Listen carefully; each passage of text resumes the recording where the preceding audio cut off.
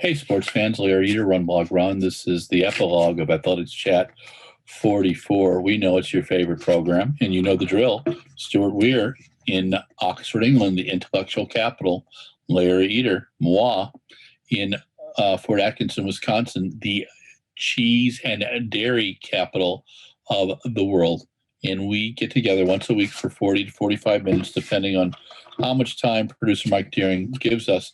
And we solve many, notice I'm trying to be rather modest, many of the problems, the challenges in athletics, or as some people say, the opportunities in global athletics each week. So we had 8 topics today. First was GB Marathon Trials, which are going to be held this Friday. It is a son-father effort. Tom Bedford and his father, Dave Bedford, put it on. It's 12 3.3K laps, and I think 2 point something K lap. And it's in Kew Gardens. There is a lot on the line. Caleb Hawkins is selected. I think he's running 25 or 30K to pace people. There's 5 or 6 people who could make the team on the men's side. In the women's side, there I don't think there's anybody pre-selected, but there's several who have the standard, and we're just going to have to see. It could be very exciting. There's also a 20K race walk featuring British star Tom Bosworth, and then there's also a 50K starting at 6 a.m. The 50K starts at 6. The marathon starts at 8, which means in lovely Wisconsin, I'll just stay up and watch it. British Athletics is streaming it. Thanks for British Athletics doing that and offering it for free to the world. That's pretty classy. No spectators in Tokyo. Yep, that's what we've heard, and it's the worst kept secret in the sport. I wonder how much access media is going to have over there, and I wonder how many media are just going to say we're going to do it remotely. We'll have to see. It's going to be rather strange. COVID in tow room. Right now, we've identified 7 to 10 teams with about 60 athletes that have that tested positive for COVID after the event. Should they have done the event? Yes. We still think it's a great event. Things happen, and you're dealing with humans.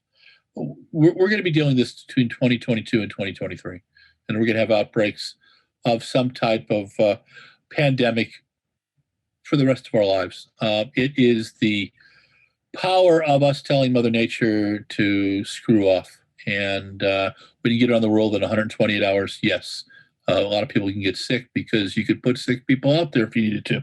All right, Diamond League this summer. Good question. France, Italy, Germany closed right now. Other countries are going to close. Will there be a 4th wave? We don't know. We're just going to have to see. This will be a harder summer than last summer.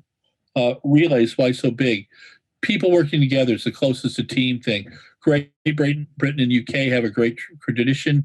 The US has a great tradition, unfortunately, sometimes of dropping the baton with really fast people. UK drops stuff occasionally, but the difference is they're a team. Interesting concept, huh? So that whole independence thing that we talk about in the US, how you take these wildly disparate people and bringing them together and making them work together might, challenge their self-doubt or something. You know what? Get the baton around the track. That's the whole thing. Will vaccines change the landscape? Right now, 30% of Americans apparently won't take the vaccine. I've got, by the time you guys see this, I'll have been inoculated either first for 2 or I'll get a 1 timer. I'd hope to get the 1 timer. We'll have to see how it goes. But I've never had a question about it. I have family and friends who do. They just want to make sure everything's okay. So wish them luck with that. Fall marathons. Lots of fall marathons. Too many fall marathons. Chicago and Boston are the same day. I think that stuff's just ludicrous. I also think putting 70,000 people in your virtual marathon and giving them the same medal as the real marathon is diluting your brand. And I don't understand how people are doing it. You know what? It's just, it's either money grubbing or please explain to me what you're doing. Because it took me 8 marathons to qualify for the Boston Marathon. In my age group at 25, I had to run, I think, under 251. And I ran 251.18, then I ran 247.12. I earned it. And it's one of the proudest things I had in sports for me. And now they're doing a virtual one and people get medals and stuff, and it's great. I think all that is wonderful, but it should be a different situation, different metals, different everything. And right now, the way I understand it, and I hope Jack Fleming reaches out, or one of the other folks, or Chris Lotzbaum, and just tells Larry, you're smoking crack. This is what's really going on. I like what the Atlanta Track Club's doing, where they're doing a virtual and a real. And we'll talk to you more about that. We've got a feature coming up on them soon, too.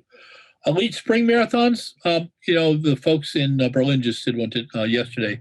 A 2:10:35 was the winning time, 2:31 in the women. Great idea.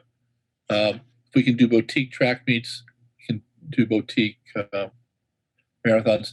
I was a little disturbed when I saw the USATF schedule come out on the Road to Tokyo series, and it didn't include any of Jesse Williams' events. And I hope that was just an oversight that can be fixed. What Jesse's doing is fantastic. Having the sprint and throw meets with distance meets rocks. There's got to be a way to work things out. You guys are all smart enough to do that. I'll let you figure out how to play well with others. Okay. This is Larry Eder with RunBlogRun. This is Athletics Chat number 44, and I tried to get it done in about 5 minutes, and I think I was at 7. But if you like us, go to Twitter, Facebook, Instagram on RunBlogRun, and like us, please, all three. If you love us, subscribe on the YouTube. 2,500 videos and audios since 2010, 369 that poor Mike Deering had to edit last year. And he still is talking to me, which I'm most appreciative of. So stay safe. Good evening.